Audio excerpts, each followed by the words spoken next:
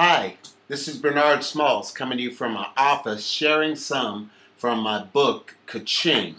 Kaching is the sound of a cash register. You know, the old cha-ching or kaching as we say. And I'm talking about selling automobiles in the 21st century. And by the way, I believe in you. I believe there's greatness in you. There's potential in you. And hopefully I can stir some of it out and help bring out the best and help you to be a sales success in the sales of automobiles. We've been saying that we're in the 21st century, and guess what? There are new rules for new roles, all right? And we need to understand that the customer today is more sophisticated. The customer has information, access to information. The instancy of information today has changed the whole game. So we need to step up our game in the car business or the automotive business. And as I always say, we are really in the people business. Now, today I want to talk to you about the Kaching sales process. And I have laid out 10 fundamentals. And today I'm just going to touch on each fundamental. And if you really want to dig in, order the book. Simply go to bernardsmalls.com, click, you can download it to your iPhone or to your iPod or to your device, or you can just do it the good old-fashioned way and order the hard copy, okay? If you're old school. A lot of guys, I'm not into all this computer stuff. A guy just told me that the other day. I'm not into all this computer stuff now. I said, well, don't worry about it. We still have books, okay? That you can just pick up and read and highlight and all that. So let's go through these fundamentals. Now I'm going to give them to you rapid fire, but this is going to show you how to take a customer from the cradle to the grave. Now, it's not that you're burying anyone, but we call it going from ding to dong or from A to Z. It's the entire sales process. By the way, never tell a customer, I'm going to take you from the cradle to the grave. The guy says, yeah, I thought you guys were out to kill me anyhow. Little humor, very little. So let's go through the fundamentals. And I call these fundamentals because, remember, football is two things, blocking and tackling. Fundamentals win it, as the great Lombardi said. Fundamental number one, or you could call it step number one, is greeting and needs assessment. You need to greet people professionally and immediately start to assess their needs.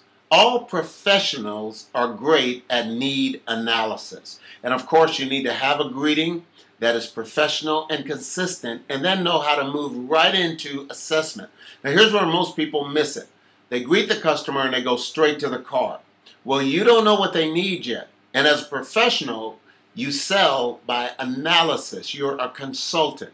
And any good consultant takes time to do assessment. In fact, I have a form called the consultative interview. You can contact me on how to get that form, and it shows you how to ask open-ended questions and closed-ended questions. And much of it's in the book also. Number two, fundamental number two, features and benefits. After you've assessed the customer's needs, you go to the vehicle and do what we call a feature benefit presentation. And I like the old school term, and I know a lot of people use feature, function, benefit, FFB. I like FAB because it's easier for me to understand and remember. FAB, F-A-B, FAB, you know, like the Fab Fives or Fabulous or whatever. And it's features, advantages, and benefits. Remember, people do not buy features. They buy benefits. So every time you talk about a feature, you better talk about the benefit of the feature. See, if a feature is a safety feature, the benefit is safety. And people buy because of safety. In fact, studies reveal that 82% of people buy a car today because of safety features. Number three, fundamental number three, demo drive.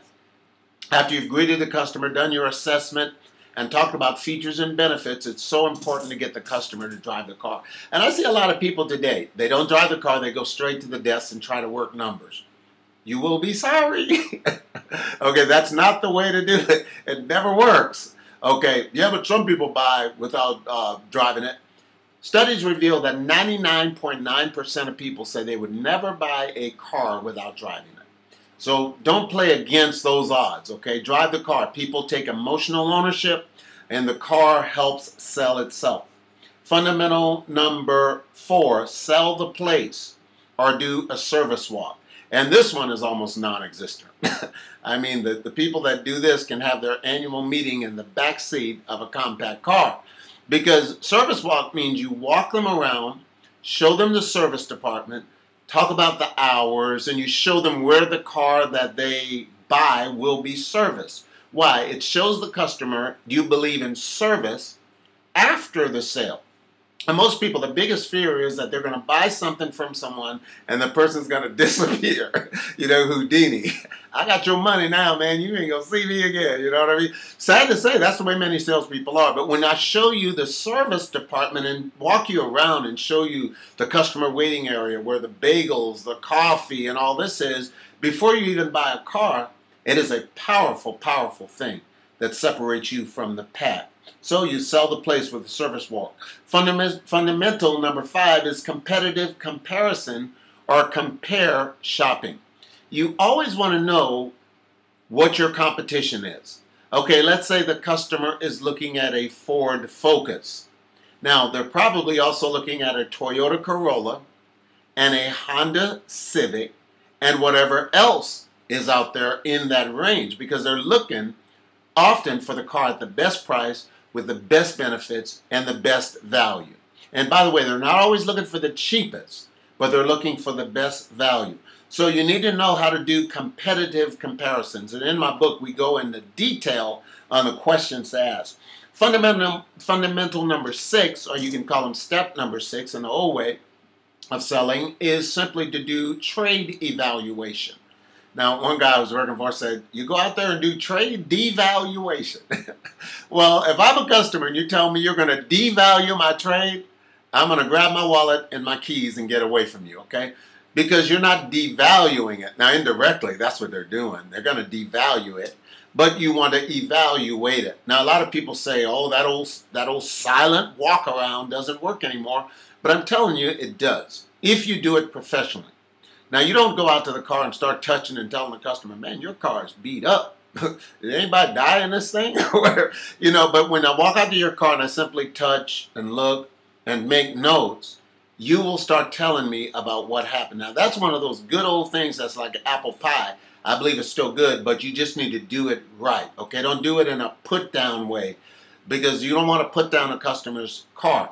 I heard Zig Ziglar say years ago, one of the best ways to make a sale is to compliment a person for their previous purchase.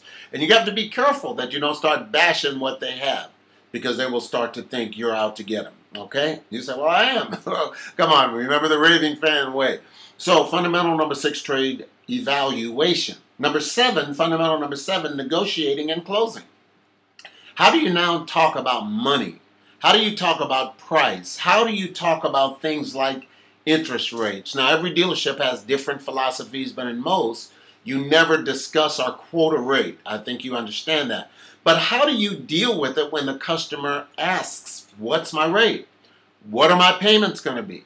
How much money do you need down? I show you in the book how to deal with that, and I give you some techniques for closing. I believe in relationship negotiating and relationship selling. It should never become combative or hostile, because when you do, normally you lose and the customer walks out with your commission in their pocket. Fundamental number 9, lease conversion. You know, in many cases, the lease payment is the best payment. Now, I know a lot of people say, never lease a car. You don't want to rent your car. You want to own it. So instead of leasing, what do? You get on a 60, 72-month loan. Well, let me ask you one question. When do you own it? After you've made the what? The final payment. So you really are leasing the car indirectly. And I go into breaking that down. We call it lease conversion. And finally, fundamental number 10 is to introduce to the sales manager.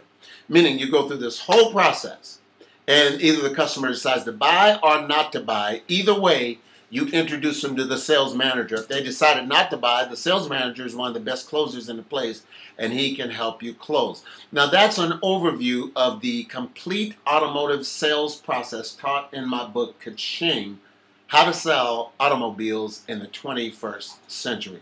You know, again, I believe there's greatness in you. And I'm not just saying that. I really believe you just need to water those seeds and cultivate the knowledge of sales excellence. And you can go out and make big bucks by creating raving fans. This is Bernard saying thank you so much for viewing this video.